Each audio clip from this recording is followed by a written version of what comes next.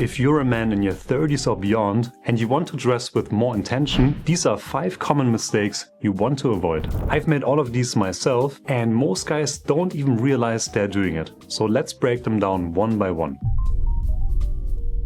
The first common mistake is only wearing t-shirts. Imagine if you go to the gym and you always did the same workout for the next 30 years. Or if you listen to the same song for the next 30 years. That would get a little bit boring. And this used to be me in the past because my entire wardrobe consisted of black and white t-shirts. And don't get me wrong, I still like t-shirts, but as with everything in life, you need a little bit of variety because there are a lot of interesting alternatives to a classic t-shirt. You don't have to go super formal, but you could try, for example, different kinds of button-down shirts, linen shirts. You could try wearing chambray shirts or denim shirts, even some polo shirts or regular dress shirts. All of these are great alternatives to just add a little bit more variety. And whenever this topic comes up, somebody always says, hey, Mark Zuckerberg is a billionaire and he only wears t-shirts. I don't really see how that's relevant. I mean, first of all, Mark Zuckerberg didn't become a billionaire because he wears t-shirts. I mean, then we could all be billionaires. And also, I wouldn't really take style advice from Mark Zuckerberg. In my opinion, that's just an excuse to not try out something new.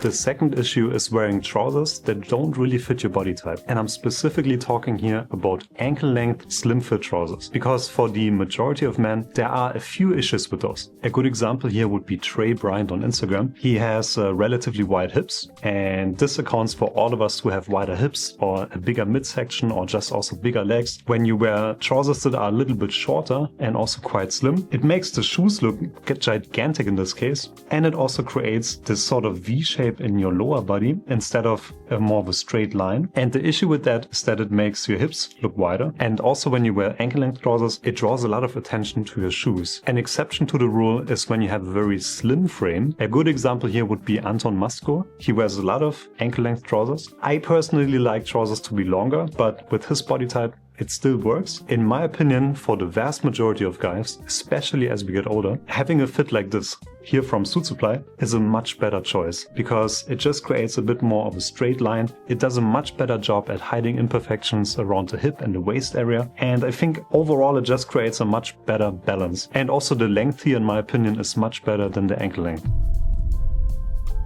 The next mistake is very common with men over 30 who want to dress better, and that's choosing shirts with a bit of a strange microprint pattern. There are so many nice and interesting patterns you can get for shirts, but in my opinion there are a couple of them that just never really work. Even if you're Brad Pitt, for example, this just would never look cool. And this right here I think is a good example of this. Or also if we look at a shirt like this type of pattern just always it just never really looks nice. I would advise you to stick to a little bit more of the traditional patterns because there are a lot of nice ones out there. You can go for classic striped shirts, of course, in different variations. You can go with very slim stripes, medium thick, or also very wide stripes for more casual shirts. But then also shirts with checks or with a herringbone pattern are a much better choice than the ones I showed you before because those ones are very versatile and you can wear them all the time. And this also brings me to today's sponsor, which is Proper Cloth. Proper Cloth are famous for their customizable shirts online. The shirt that I'm wearing right here, for example, is from Proper Cloth, but they also offer much more than that. For example, the trousers that I'm wearing here are by Proper Cloth. The jacket is from Proper Cloth. One thing I love about Proper Cloth is that you get so many nice customization options, a beautiful color roll with your button-down shirts, for example, and of course we have lots of beautiful fabrics to choose from. And right now you can save 10% on your first order with the code LUCAS10. Link in the description below.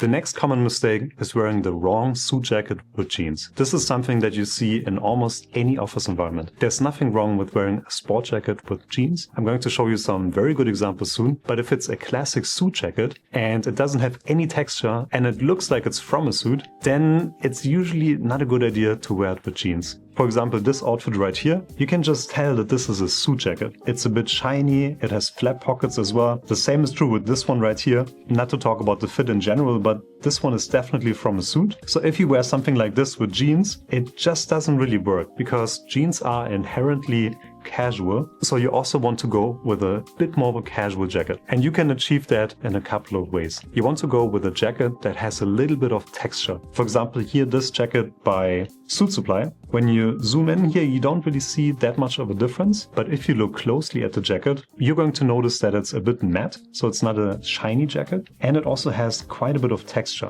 And that's something that you really want to look for when you're wearing jeans with a sport jacket. Another good example is this one here by Posetka, because not only is the fabric here quite rough and has a lot of texture because it's flannel, but it also has a big pattern. So this type of jacket is ideal to wear casually, also because of the patch pockets in this case. And then also this example here by Berkenberg, you can see the jacket has a pretty large check pattern, and also this fabric is quite casual, the pattern is quite casual, as well as the color. So this one is a great example to dress down a sport jacket and to wear with jeans.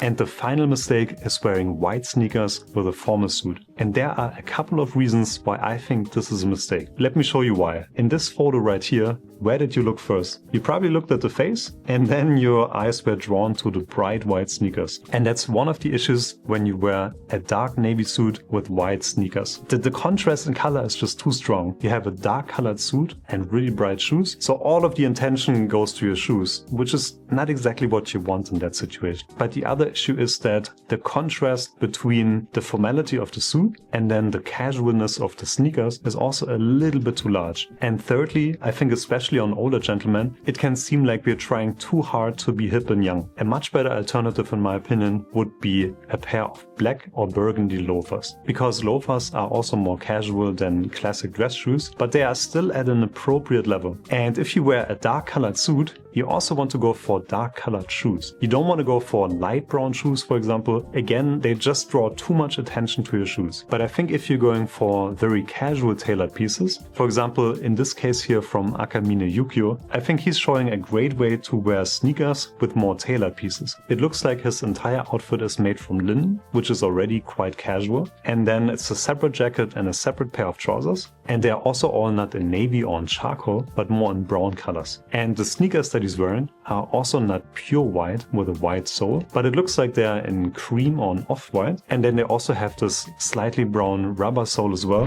Gentlemen, these are 5 common mistakes that I think all of us should avoid. Are there any others that you would like to mention? Let me know in the comments below.